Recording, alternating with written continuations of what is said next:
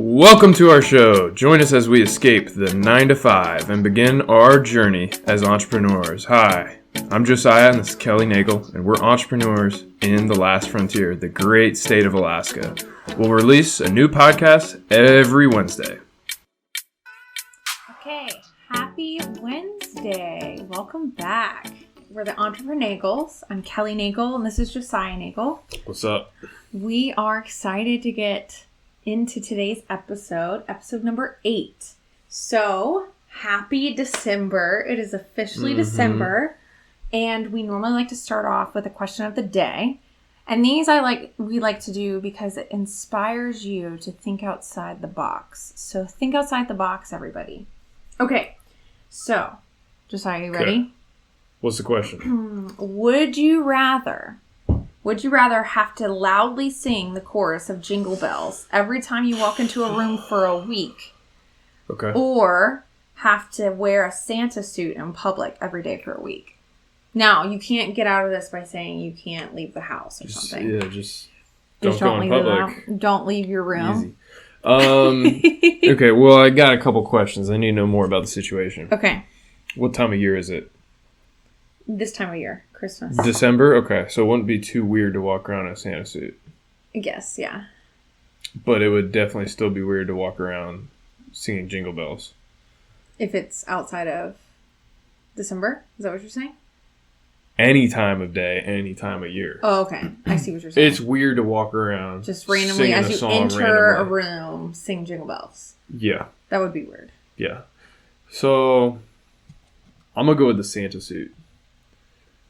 You prefer that? Because it's not too weird to see someone walking around in a Santa suit this time of year. I guess you're right. It would be like, oh, that's funny. Santa's shopping at Walmart.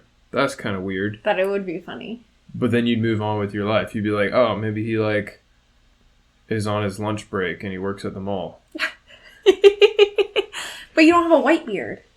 That's part of the suit. Would you put a fake beard on? That's part of the suit. Okay.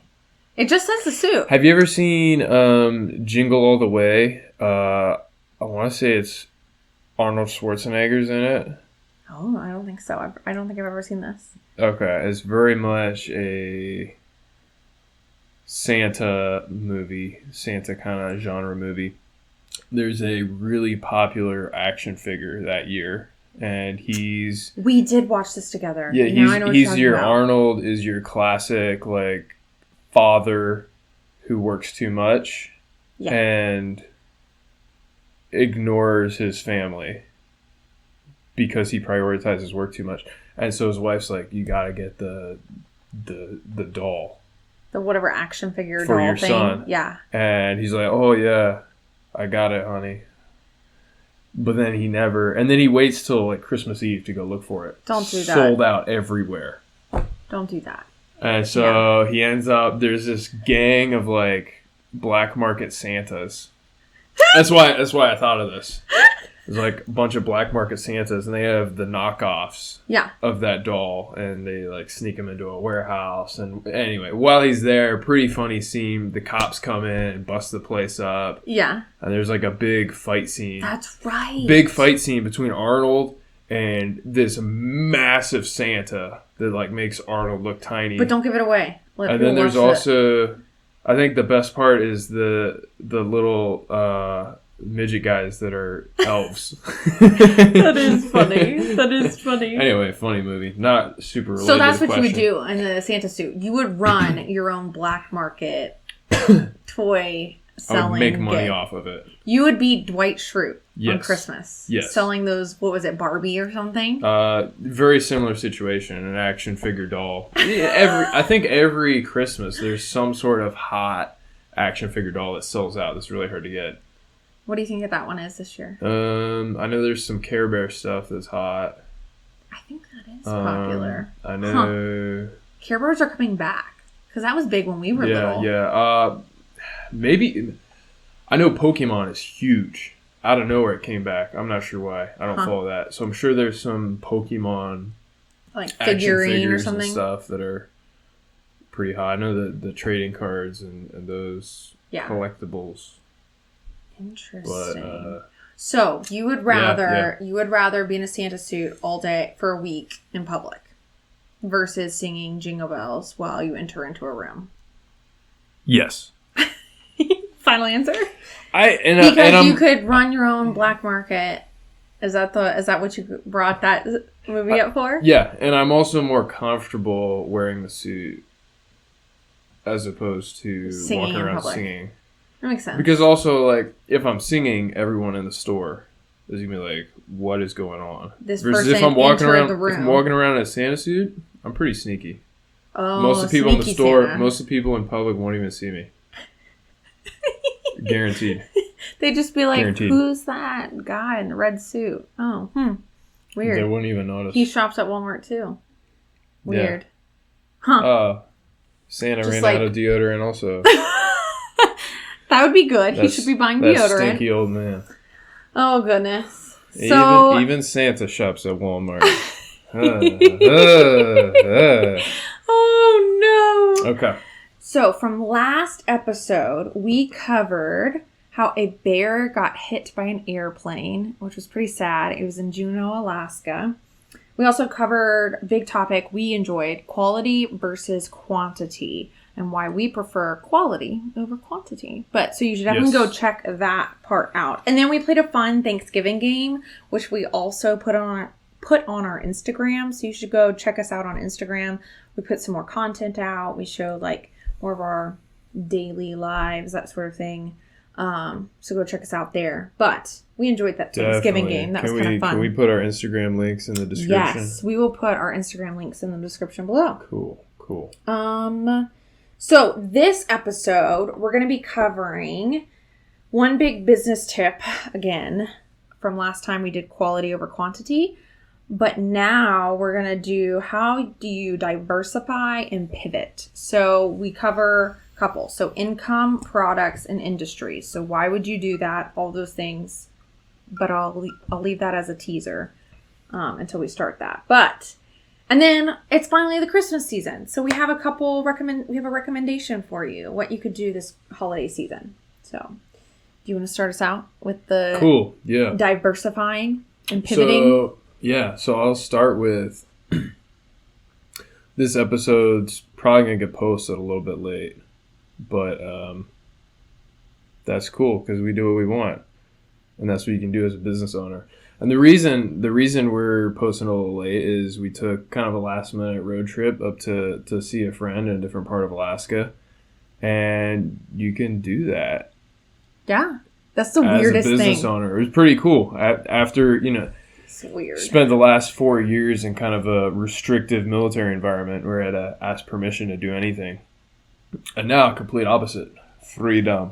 But in thinking about it on our drive back, it's like, wow, why doesn't everyone pursue a business or a job or a career that fits into their desired lifestyle versus trying to fit their desired lifestyle into their job? Yeah. That's not going to work. If you're working for someone and your desired lifestyle doesn't match with the hours that your job has given you, or with the schedule, or with your daily routine, it's going to be tough, and you're just going to look forward to retirement, which is sad. The only finite resource that we truly have is time. You can always get more money. You don't have to work for it. You can always get more stuff. You still have to work for it. You gotta work for it. You can always get another job. List goes on and on, but you can never get more time. Whether it's time to enjoy the activities you want to do, time with people and relationships that are important to you. So maybe even a certain time frame. Like, for instance, we are just new parents, and we have noticed just how important that is. Noticing how fast he grows. We will never get that back, no matter how much we wanted to. And we both spent plenty of time with him this year, which was amazing. But realizing like, oh my goodness, wow, it's flown by. Like you can't get that even section of time back. That one event, you can't really graduate high school again. Yeah, you know, like maybe you really enjoyed that, or you enjoyed something specific. Sometimes you might never be able to enjoy that specific thing again. Yeah, so there's no wrong or right way to do it. But as long as you're aware of that concept and that you're everything you do, you're prioritizing something over something else. Yes. Then, right. So you might love your job. You might love being whatever you do, like fly airplanes, which is awesome. And so you don't mind the lifestyle and schedule of like, okay, you might have to fly. I mean, I'm sure it's different for whatever airline you work for, but you fly to somewhere, stay a few days, fly back. Or other people who fly, do round trip, same day, can still be back home. Or you were looking into something like truck driving. Like there are plenty of like truck drivers who like, okay, it might be like a 10-day trip, but then they get 10 days off. Some people might love that. Other people might go, no, I'd rather be at home every night. And so then you kind of like prioritize what you like to do. Like we've heard of like the 2 weeks on, 2 weeks off schedule as well. Some people love that. Yeah. Some people don't. And, there's a love-hate relationship, so, too. think about what your time's worth and what you want to prioritize and use your time for. And if your current job or the current business you're running just isn't working for you, it's okay to go try something else. Moving on to the business tip, we're going to talk about diversifying and pivoting. I think this is something that we personally saw this year, and I think a lot of other businesses have seen as well. And those that haven't been able to do this are really struggling. Yeah. Around the nation, around the world, business as we know it has changed this year. Mm-hmm. For some industries, in a positive way.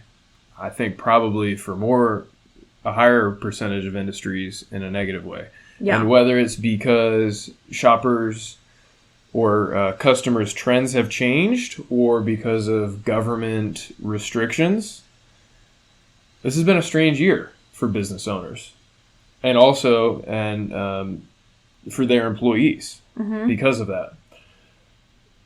So to start, I really think it's important to diversify your income. Yes. Mm-hmm. Some careers and some salary jobs are more guaranteed than others. But I think it's safe to say no job is guaranteed. Very true. No job is guaranteed. Even, I would say one of the most secure jobs that I can think of off the top of my head would be the military. Yeah. Probably is off the top of our heads. Even when the economy goes up and down, the government's always printing more money. Well, they always need more. You're going to get your salary. Yeah. And as long as you do your part, and even then, some people who don't, you're more or less guaranteed a job. However, a lot of that, I would say, is contingent on your physical health. Mm-hmm. Your physical health is an easy way to lose your military career. Quick. You could break your back, it's over. Yeah. It's over. So even a really secure industry or job like that, I think everyone should have other income opportunities as a backup. Mm-hmm. As a backup. Or even if they're not doing it now, like let's say like they're not able to diversify and have other income coming in right this moment, you need to always be thinking like, okay, if this were to ever get taken away from me, heaven forbid, but if this were ever to be taken away from me, what could I do on the side? Let's say if you're not physically capable, right, you break your back, okay, you're not going to be able to do like manual labor at that point anymore. So you got to think, what would I do? Would I go speak in front of an audience maybe, write a book, do something and to provide income for my family? Would, me and my wife or like obviously, or me and my husband in my case, like have to like work something out to like, okay, then maybe I go back into the workforce or whatnot. You just have to like maybe think about those things too. Not to be like always morbid and say like, oh, there's always going to be like, I might break my back tomorrow and like be always in fear either. Right. But you do have to prepare like something could happen. Right. And, you know,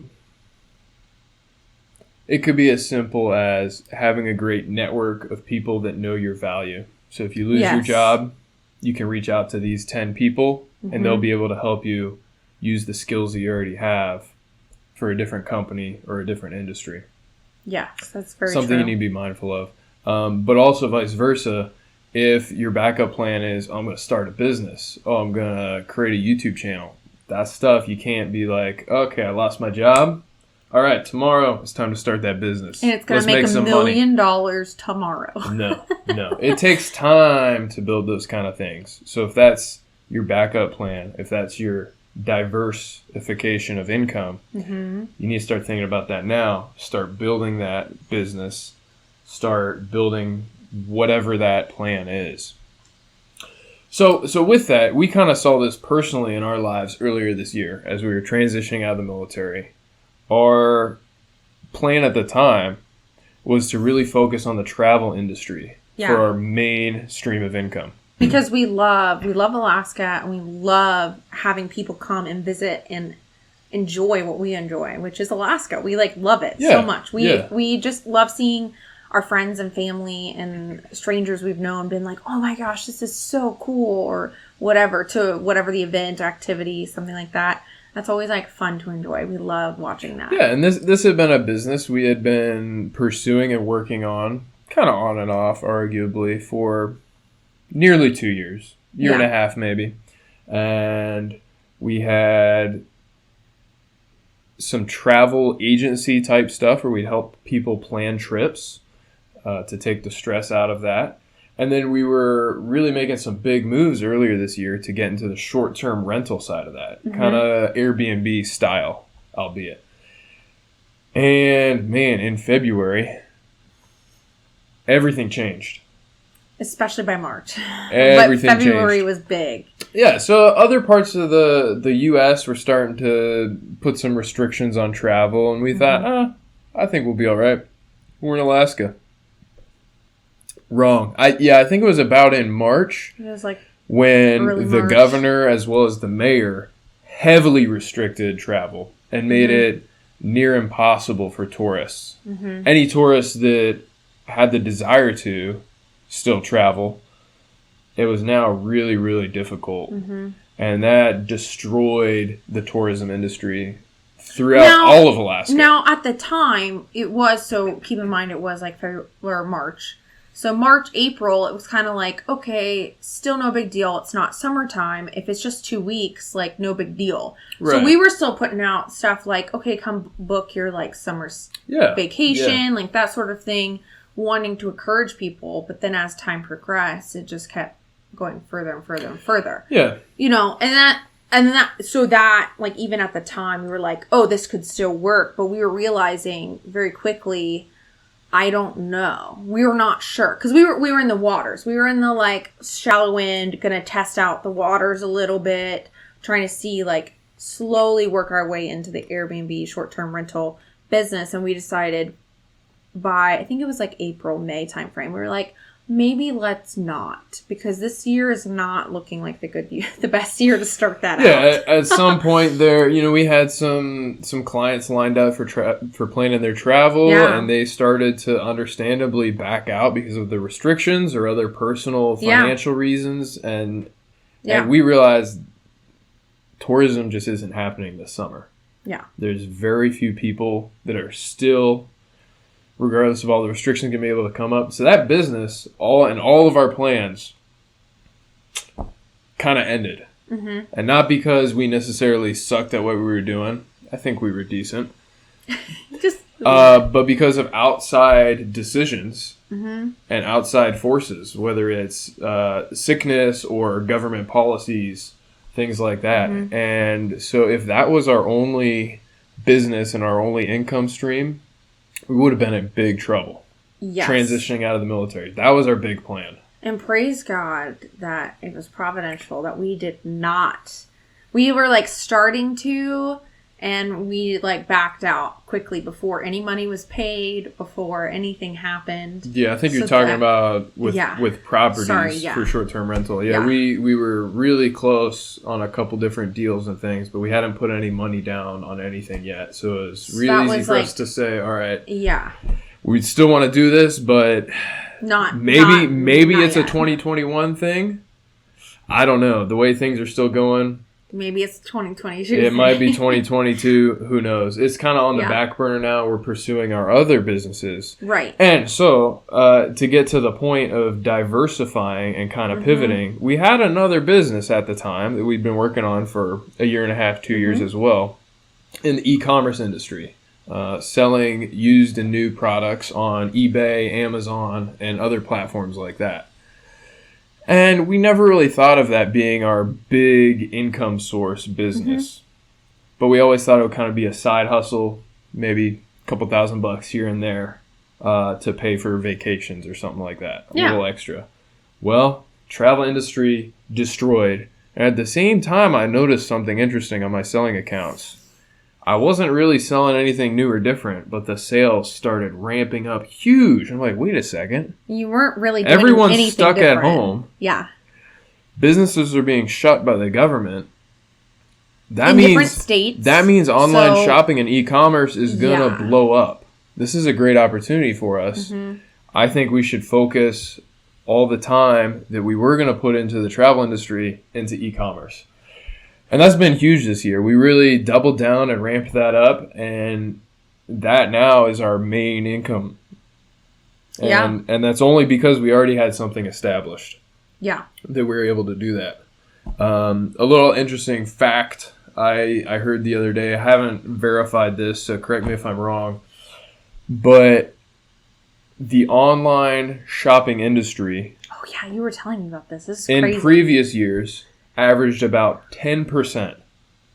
10% of all shopping online. Much lower than I thought. Yeah. But if you think about it, most people buy all their groceries at a brick and mortar store. Most people buy a car at a brick and mortar store. There's a lot of products and replenishable things that you purchase multiple times a month without thinking about it. That most people are more comfortable, and it's still much, much easier to purchase brick and mortar. So online shopping is only 10% of the market. There's so much room to grow there. Well, 2020, based off of everything that happened, it is nearly doubled, and it's now around 20% of the market, which is insane for any really industry, crazy. Any market to double in about 1 year time span. Insane. That's unbelievable. And I think that just has potential to keep going up and up and up. One of those reasons being, I think a lot of people that were skeptical or didn't like the idea of shopping online were forced to try it this year. And I think a lot of those people are going to realize, wow, there's some benefits here. Maybe they were skeptical. Maybe they didn't like the idea of having to wait for shipping. But now they've been forced to do it, and it's become their routine. Yes. And so I think that industry just has even something as simple to go. As like even some of the stores didn't really offer some of that stuff online. They weren't really big on like, hey, we have stuff online, you can shop online. And they might have been pushing it a little bit, but it really forced people to like, okay, I'm going to get, instead of shopping in Walmart, I'm going to shop online at Walmart, or I'm going to order pickup online at Walmart. So that's a big deal. That's huge. Like, I think change can be hard, but in some instances, people end up enjoying it more. Yeah. So the point being, we think it's important to have multiple streams of income so that when something unplanned, an emergency, a disaster, government policies comes into place, you can easily pivot and focus on something else and not be stuck in a tough situation financially. Yeah. And taking from that, diversifying among industries and within industries. If you're a business owner, they say don't have all your eggs in one basket. Yeah. If you're a business owner, maybe consider having multiple avenues of income that are from kind of separate industries. Even if we had multiple streams of income, but they were all travel industry related, we'd still be in trouble. Yeah. We'd still be in trouble. Say we owned an airline and a travel agency and vacation rentals. Imagine if we owned We have diversification of income, but shoot, all of those are in the same industry, the tourism travel industry, and we'd be hurting this year. Mm-hmm. Now, we'd probably be all right because there's still multiple streams of income. People still have to fly. People still have to use short-term rentals, hotels, things like that. But if we had diversified in multiple industries like we did, not having everything resting in the tourism, also having some in e-commerce and other things, you'd be a little better off. Now, here's an interesting example I heard earlier this year with restaurants. It's been a tough year for restaurants. Yeah. In a lot of places, it's not possible due to government restrictions to do dine-in. Mm-hmm. Or if it is possible, they're severely limited on the number of people they can have sitting in the restaurant at one time. So a lot of restaurants have kind of had to pivot and figure out other ways to market their products. I know some that maybe were skeptical or didn't want to have pursued delivery options, whether it's hiring their own delivery drivers or it's working with a system like DoorDash or Uber Eats or something like that. They've been forced to try that in order to still deliver their products to their customers. Yeah. Because there's still a demand, it's still a desire for restaurants and for that product. It's just much, much harder to get it. Mm-hmm. So you gotta kind of pivot your delivery model into a way that makes it still convenient and desirable for your customer. There is one pizza restaurant, I think I've heard of maybe a couple others that did this, but one in particular that took that to the next level. And they started offering, is a pizza restaurant. They had, I think, 1 or 2 branches, and they were kind of struggling a little getting the numbers that they needed. Yeah. So I took it to the next level. And they started making pizza kits, kind of a make-it-at-home kit. You buy the kit, it's got all the ingredients, it's got all the options, and then you can make it at home, cook it in your own oven, and then included with that, they have instructional videos and everything to teach you how to do it and walk you through it. So now we have a pizza restaurant that's not actually making pizza anymore. They're just making the ingredients. Yeah. Or really, most of those ingredients they're just taking from a big package and putting them into a smaller package. Yeah. And making videos. But diversifying their products and pivoting their business a bit, it allowed them to economically survive the difficulties. Right. And that's huge. So sometimes you got to be a little creative with diversifying your products and diversifying your industry. They now went from arguably one industry to another. The one industry being restaurant, service, prepared food delivery and service. And now they're getting into essentially a teaching education industry as well as basically a grocery industry. Mm-hmm. That's basically what they're doing now. I mean, there are kits that you can buy. Now, we can't get them in Alaska, but there's, I feel like it's Fresh Eats or something like that. Correct me if I'm wrong. I can't remember what the name is. Hello Fresh or something like that, where they will actually send you, you can tell them to send you groceries for 3 days of your week, and it'll send you a specific number of, like, if you're asking for a serving size of 4, they'll send you that and send you the specific ingredients and the instructions for each one of those days. And that's essentially what they're doing, which is like, here's the instructions, here's how we make our pizza, how you can at your house. Now, it might not be the same because you might, I don't know if they did this, but what do they call it? Fire roasted or fire oven, whatever. Sure, pizza. Yeah. It might have been that sort of You're not going to have the same type of industrial level. Right. So even still, though, you're drawing people in. So that pizza place was drawing people in to still buy their pizza, with their instruction book and go, hey, this is a fun way even for activity with a few friends, for a small gathering at your house, with your kids, a fun hands-on activity where you don't have to necessarily get all the ingredients together and make the dough, but you can still make pizza, which is pretty fun. And then they still entice people like, hey, look, like, you might not have made it as well as we did. So come back when we're open. Like, yeah.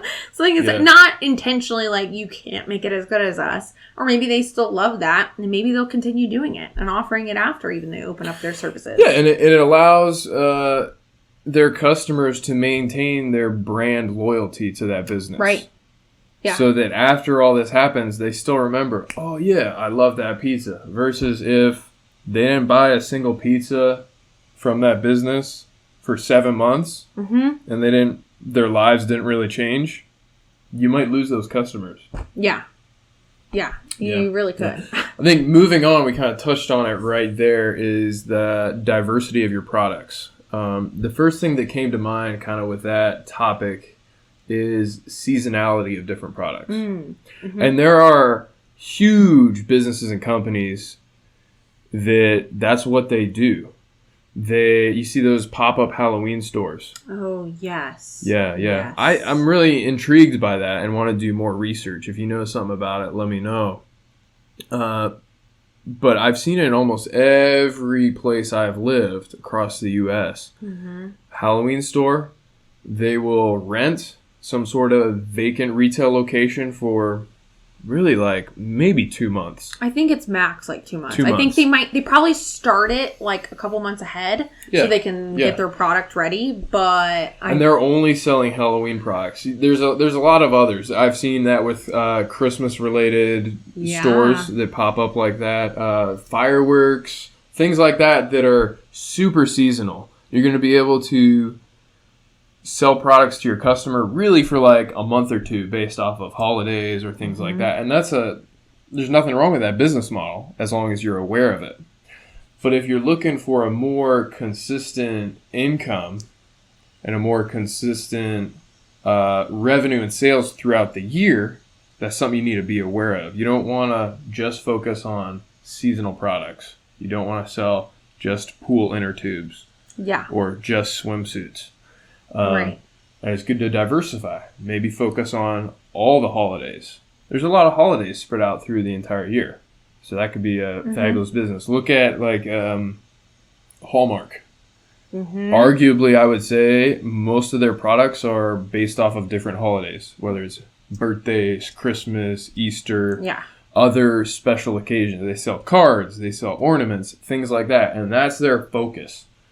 And I think that probably works out well for them, and they probably have consistent sales because they hit all of those major events, whether it's like milestones in people's lives or holidays. They're like a gift-giving store. Yeah. Like, if I'm not sure what to get somebody, I think I've walked into a Hallmark going, I'm not sure what to get. Let me find something in here. Yeah. Like, So you don't normally do that in some of the other places you shop. So if you're looking for products to sell, or you're wondering why your products aren't selling, that could be part of it. It could be a seasonality problem, and you need to diversify your products a little more. And you need to look at what the market is demanding from time to time. For example, right now, another example from this year, a lot of gyms have been shut down or heavily restricted in your ability to use them and work out in them. But there's still a big demand for workout equipment, workout resources. So, or it'll become big again come January. I'm sure right after January. There's a little bit of seasonality with that also. Yeah. But throughout this entire year, because of just everything going on, it's been a huge spike in the demand, but yet the supply has kind of remained steady. Right. And increased somewhat, but that means that, a little supply and demand market, you can sell more of those types of products, and you can, in all likelihood, demand a higher price. And people want and need those products for their personal use, and so they'll be willing to pay for it. Because it's a rare item now. So especially if you're in kind of an e-commerce or retail industry, if you're not taking advantage of supply and demand and diversifying your products based off of that, Right. I think you're missing out big time, and should reconsider those sorts of items. Yeah. That's all very good. I like it. Yeah. Anything else there? I have found it very interesting that, and I think we had brought this up in our previous podcast as well, that people have pivoted to, like, even big stores like Target, Walmart, Lowe's, and offered drive-up services. I think I've seen it in almost every major store. And they offer it through, their app, their website. Even some places more, like, I have seen definitely a few smaller businesses that they might not have a great app or a great, like, website to do this on, but they still offer it via phone. Like, you can just call in, get it ordered, and then like, you can still pick it up they'll bring it to your car. I just noticed recently Domino's was doing that. You could drive up if you were going to go delivery? Yeah, curb delivery. If you were going to pick it up, they could bring it to your car. I think you had to do it via their app or something. Okay. But it's just very interesting to see that diversity and go, oh my goodness, like, I'm not able to sell my product or as many products anymore, even in those big major corporations or whatever you want to call them, major stores like that. They're still diversifying because they need to as well. Because people aren't able to maybe go in, or they're not comfortable walking into the store anymore.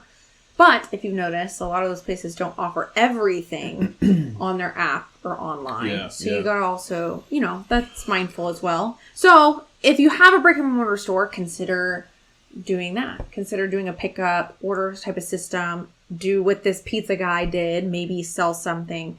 I think people just need to diversify and adapt. That's what we need to do. Adapt to the situation. It could always end up going back to normal. Like, you can always go back if it's not working. I feel like people need to adapt and be willing to try something out. If it's not working, we can just back off a little bit and try something else. That's a really good point, that this isn't something that just small businesses have had to do this year. Adapt, pivot, and diversify. Huge corporations like Walmart and Target and Lowe's and Office Depot, these big brand stores, they're doing the same thing. Yeah. Grocery stores are doing it. And what's kind of with the diversifying your products and taking advantage of what the market is demanding, look at how many retail stores now sell face masks. Yes. Yeah. Look back in like April, May, and then now, you would see 10 times more face masks. Look at last year, and if you wanted to buy some sort of cloth or whatever style you desire a face mask from a retail location, you'd have a tough time other than the standard, what are they, like, I guess like some form of paper nylon medical type, or the more industrial type from like Lowe's, Home Depot. Which when you're sanding that would kind of be your only option. I don't think you'd be able to find like one made by Hanes out of underwear scraps. Yes, that's another thing. Yeah, you should bring that up. So yeah, Hanes, they sell face masks. And let's see. Well, you should. Target has their own brand. Et cetera, et cetera. And is it because these companies are great humanitarians and they care about people? Maybe. I doubt it. But it's because they know they're diversifying their products and they know they can make money off it. Right. Because they're offering a purple one versus just a standard plain medical style. You can sell a purple one. You can sell one with your favorite logo on it. Like for the NFL or something. Because the market is demanding it. So diversify your products based off of what the market demands. Right. Yeah. I think maybe we can end that section with that. That's the bottom line. Yes. Be willing to change. Be willing to change for the most part. Adapt. Diversify. And win back your customers. Win your customers over. Offer good product. If you offer a great quality product, most likely it'll sell. If you're offering quantity versus quality. If there's a demand for it. But you can still, right, but that's the whole point. If you're offering a quality product, people will most likely get it. And find your market. Maybe that's a topic for another time. Probably. Okay. What's next? So it's officially the Christmas season. It's December. It is officially December. We have disagreements on when we start celebrating Christmas, like decorating and whatnot. You're the type to wait until December 1st, maybe. I think it's clear Thanksgiving Day is too early. Okay, Before I would agree Thanksgiving with that. Day is too early. The day after Thanksgiving Day is also too early. That's already a holiday, and that holiday is called Black Friday. That is not a holiday. Okay, then look at Saturday. Saturday is now like Small Business Saturday or whatever. Sunday, day of rest. Monday was it called Cyber Monday? And then Tuesday. maybe I've got it wrong. I think Tuesday is Small Business Tuesday. No. What is Tuesday? Tuesday is Giving Tuesday. Giving Tuesday. Mm-hmm. Anyway, so clearly those days are chock full of quasi-holiday type events. No. You can't start Christmas, I would say arguably, until December 1st at the earliest. I would disagree. I'm the type that wants to I like turning on Christmas music the day after Thanksgiving. I don't like, I'll wait. I understand the not playing it on Thanksgiving. I get that. But I'm the when I turned the radio on the other day in the car, the day after Thanksgiving, you were like, get this garbage off. And I'm like, yes. Yeah, and it's not, and to clarify, it's not because I don't like Christmas music. I don't like Christmas. I don't like Christmas. I don't like decorations. I'm not the Grinch. You're not the Grinch. As with everything, there's a time and season. And that season starts right after Thanksgiving. And that season has started now. I would conceive that we are in Thanksgiving, or not Thanksgiving, as of Christmas today, season. December 2nd, I will declare that we are now in the Christmas season. As of yesterday. If you had asked me a couple days ago, we might have had a heated discussion. So, go ahead. Go ahead. Okay, so it's officially Christmas. I'm excited. I love Christmas. This is my favorite time of year, for plenty of reasons. But I did want to put a little shout out. So if you're watching this on YouTube, if you have not heard of them on YouTube, Summers in Alaska, they're amazing. I love them. They the season? No, Summers. That's their last name. It does kind of sound like the season, doesn't it? Okay. SOMERS. So I'll tag them down below. But Summers in Alaska, they're great. They vlog, and their family lives in North Pole, Alaska. Perfect place to celebrate Christmas, I think, my opinion. But they have this amazing idea, and they have a calendar that they put out. They started maybe a couple years ago, if not last year, and I love it. It's a great idea. And I didn't do it last year, and I'm upset, but I'm excited about it this year. Are you ready for it? Are you ready for it? They're random acts of Christmas kindness. So every day between now and Christmas Day, I don't think it includes Christmas Day or Christmas Eve. I think it might include Christmas Eve. 25 days. 25 days. They offer ways for you to celebrate and give kindness to others. So yesterday, I'm not going to go over all of them, but yesterday was leave a note for somebody. It could be somebody you know. It could be a stranger. It could be like a quasi-acquaintance, whatever. You could just leave a nice note for somebody to find. Okay. And then today's was give diapers or really anything to your local community pregnancy center. So great idea. Love it. And I won't go through the rest of them, but they have a bunch of stuff. Like you can give stuff. I think one of the days might be like make cookies for your neighbors and drop them off. Such a great idea.